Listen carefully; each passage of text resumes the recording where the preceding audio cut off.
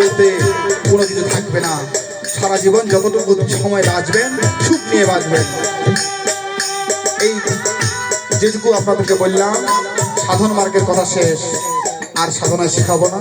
তবে মা আপনাদেরকে কয়েকটা তত্ত্ব কথা দিয়েছি, যেমন মায়েরা আপনারা উপস্থিত আছেন, অবশ্যই আপনাদের কিছু কর্ম রয়েছে। মা সকাল সকাল বেলা যেমন উঠে আমাদের সকাল সকাল সেই সূর্য স্নান যেমন আমরা করি ব্রহ্ম মুহূর্তে, তদ্রূপ এই দেহের সময় থাকতে সাধনাটা তাড়াতাড়ি গুরুদেবের কাছে শিখে নিয়ে করা শুরু করবেন, তবেই আমাদের জীবনে মোক্ষ প্রাপ্তি হবে।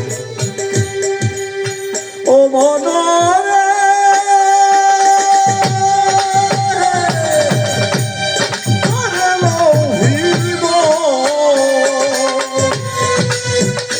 লোভিব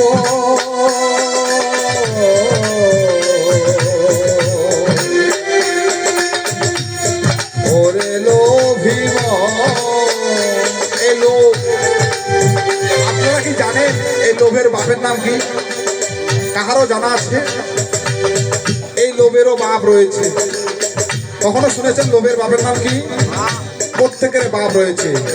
কি জানার ইচ্ছা আছে মনে? এই লোভের বাপটা খায়, হ্যাঁ কি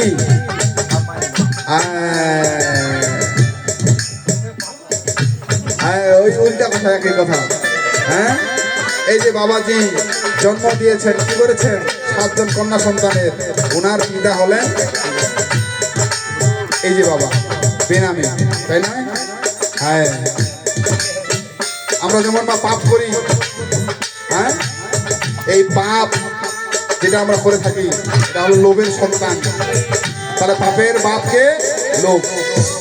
কথা বোঝা গেছে না? হ্যাঁ, লোভ করলেই তো পাপ হবে। হ্যাঁ, চমৎকার কথা না? তাহলে প্রত্যেকেরই ওই যেমন মায়ের আপনারা আছেন না, আপনাদের দুটি কথা বলে যাই, আপনাদেরও কিছু জানার দরকার আছে। এই সিঁদুরের ব্যবহারটা সঠিকভাবে করবেন। যে সিঁদুরটা স্বামী দিয়েছে এটা অমূল্য রতন। এই সিঁদুরের সঠিক ব্যবহার যদি না করেন কি হবে জানো মা? এই সঠিকের সিঁদুর যদি সঠিকভাবে ব্যবহার করতে না যায় তাহলে কি হবে জানেন? এই মায়ের কপালে অনেক কষ্ট আসবে। তাই কবি কি বলেছে আরো জানো? ওই যেমন দিন থাকিতে করয় উপায় বেলা নাই ভাইয়া, দিন থাকিতে করয় উপায় বেলা নাই ভাইয়া, হাবু ডুবু খাইয়া মরব হইলে অন্ধকার, ফল মহাজন বৈশাই আছে হিসাব দিবার আছে, হিসাব দিবার পারলে যাওয়া হবে হুশ করিয়া।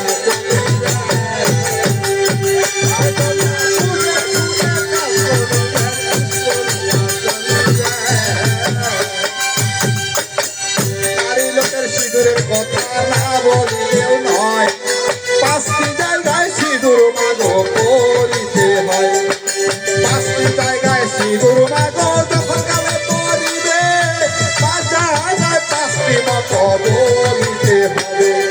চিঠিতে গো সিঁদুর দিলে জীবন বলিবে, ওম শ্রী কৃষ্ণায় নম বলিতে যে হবে, ভালে মা সিঁদুর দিলে জীবন বলিবে, ওম শ্রীকা সবাই নম বলিতে হবে। আবার খেতে মা সিঁদুর দিলে জীবন বলিবে, ওম শ্রী গোবিন্দায় নম বলিতে হবে। আবার শঙ্খ যুগলে সিঁদুর মাগো যখন কালে দিবে, শ্রীমন্ত বলিয়া মাগো সিঁদুর পরিবে, ওম শ্রী মধুসূদন নম বলে শঙ্খ যুগলে মাগো সিঁদুর লাগাই দিবে। আবার নারীরা চলে যখন কালে সিঁদুর মুছিবে, সেইখানে তো একটা মন্ত্র বলতে হবে, ওম শ্রী বাসুদেবায় নম বলিয়া, নারীরা চলে সিঁদুর মুছিয়া চামের কাজে লাগিয়া হুশ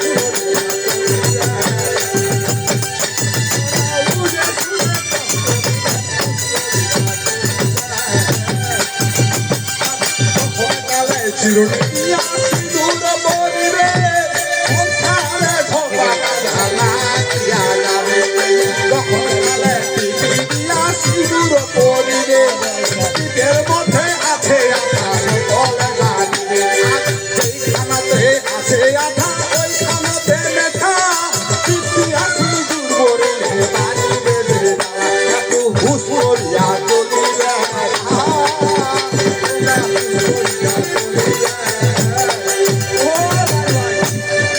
সবার ঘুমগুলা ছুটে গেছে, তখন থেকে খালি কেউ ঘুম বাঁচা হয়েছে, কেউ টুপ বাঁচা হয়েছে। কিমা ভালো লাগেছে? হ্যাঁ হ্যাঁ, এবার সবাই হাসেছে, কিছুদিন আগে কান্না করে এবার হাসেছে। মা গেলা তো কথাগুলো বোঝা যাচ্ছে। যখন কালে চিরুনি দিয়ে আমার সিঁদুর পরিবে, ওই সংসারে ঝগড়া কাজল লাগিয়ে থাকে। কারণ ওই চিরুনি যেমন মাথায় চুল আশ্রাইলে কি হয়, চুলগুলা দেড়বল লাগে, তা সংসারে তো দেড়বল লাগবেই। চিরুনি দিয়ে সিঁদুর ব্যবহার করা যাবে না, বুঝা গেছে? আর টিপের উপরে যখন সিঁদুর ব্যবহার করেন না, যেখানেই আঠা ওখানেই লেঠা। এই স্বামীর মঙ্গলের প্রতীক হলো সিঁদুর, আর টিপের ভিতরে আছে আঠা, চামড়ার সাথে তো সিঁদুরের স্পর্শ হয় না। তাহলে সংসারের লেঠাটা কায় লাগাছে মা? মা গেলা প্রেম সে বলে গো রাধে রাধে। তাহলে এই সিঁদুরের ব্যবহারটা সঠিক করে করবেন, বুঝা গেছে? আমি বেশি দীর্ঘায়িত তত্ত্ব কথায় যাবো না, তবে আপনাদের হাসানোর জন্য বললাম। এই যে কত সুন্দর হাসলেন, হ্যাঁ, লাঠা দিয়া। আর যখন কালে জলি দিয়া মা সিঁদুর পরিবে, সংসারে বড় বড় ও দিবে, বুঝা গেছে? আরে যখন কালে জলি দিয়া সিঁদুর পরিবে, সংসারে মানুষের দেখো অঙ্গহানি হবে। আরে ও ভাই ভাই, বুঝা গেছে? একটু তালটা দেখিবেন। যখন কালে মা জলি দিয়া সিঁদুর পরিবে, সংসারে বড় বড় গত্ত যায় পরিবে, মানে স্বামীর মঙ্গল না থাকে, এই যে ঘুতা দেন, হ্যাঁ, এই কাজ করা যাবে না। তাহলে শুনেন, এই সিঁদুরের ব্যবহারের মাহিত্যটা অনেক বিশাল। অনেকে ব্লেড দিয়া সুন্দর করে ডিজাইন করে, ব্লেড খান বসাই দিয়া করে, কাটে কাটে কাটে কাটে করে। ওই সংসারের বুকে দেখবেন ওই পরিবারের সদস্যের মধ্যে কারো না কারো অঙ্গহানি হয়ে যায়। কথা বোঝা গেছে? হ্যাঁ, এইগুলো কাজ করা যাবে না। তাহলে আমি সংক্ষেপে এটা সমাপ্ত করে দিয়ে যাই। শুনেন, আমরা তর্জনী আর মধ্যমা, মধ্যমা দিয়ে এক জায়গায়, তর্জনী দিয়ে বাকিগুলা ব্যবহার করবেন, ঠিক আছে? আমি বলে দিলাম পদ্ধতিটা, আর দীর্ঘায়িত না করি। বুঝা গেছে না কথাগুলা? যেমন ফল মহাজন বৈশাই আছে, হিসাব নিবার আছে, হিসাব দিবা না পারে খাওয়া খান হবে। বৈশাই আছে, হিসাব নিবার আছে, হিসাব দিবা না পারে খাওয়া খান হবে। সংসার জানাল রূপে কাল রূপে জীবনা, সংসার জানাল রূপে কাল রূপে জীবনা। এই ঘরের জলে যদি রক্ষ বাঁধার হয়, খন্ড খন্ড হইয়া বছর পলাইতে যায়।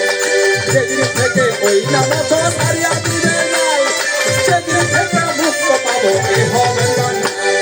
ঘুষ করে চলিবে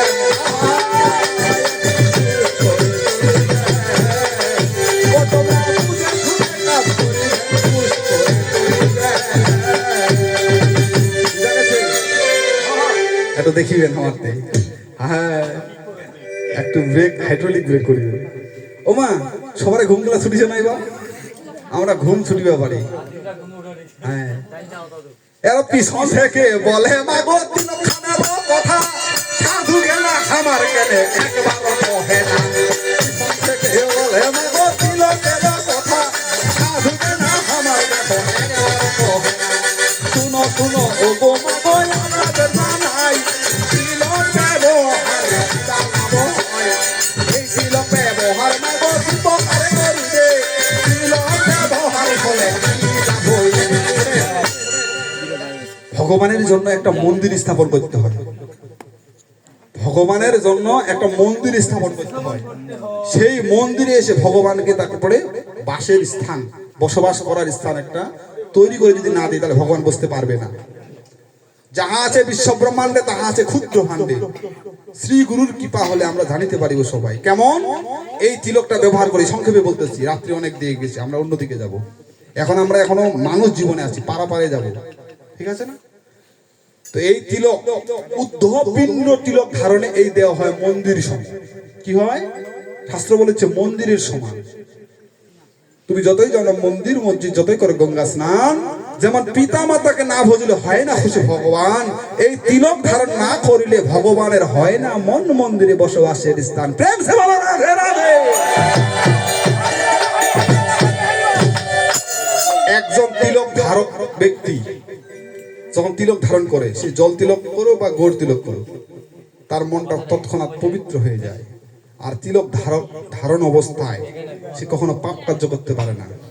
মনটা বাধা দিবে, বিবেকটা এই যে উনি এখন তিলক ধারণ করেছে, চুরি করতে যাওয়া যাবে না, পাপ কার্য করা যাবে না। কি ওই যে আমাদের সুন্দর সাউন্ড সিস্টেম উপহার দেওয়ার জন্য আনোয়ার ভাই, আজকের জন্য ভাই, তাকে অসংখ্য ধন্যবাদ। তার এই সুন্দর আজকে এই সাউন্ড সিস্টেম না থাকলে আমরা এত সুন্দর আজকে কীর্তন পরিবেশন করতে পারতাম না। অসংখ্য অসংখ্য ধন্যবাদ।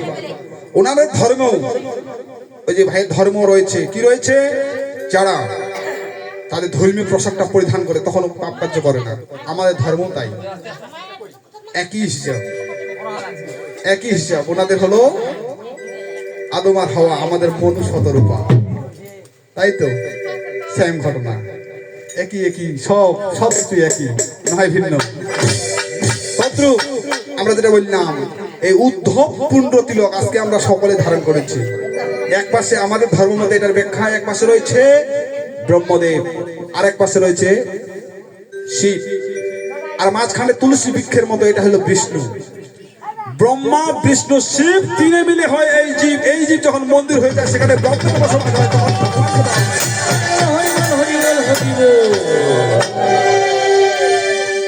কথাগুলো বোঝা যাচ্ছে? হ্যাঁ, আপনাদের কোনো জানার আছে? হঠাৎ আছে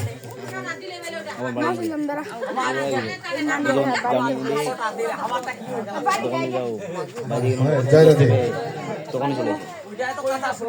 ও মা, আপনারা বসেন, আপনারা একটু বাইরে যাবেন না, এলোমেলো হবেন না। আমরা আপনাদের সাথে আরো কিছু তথ্য কথা বলবো।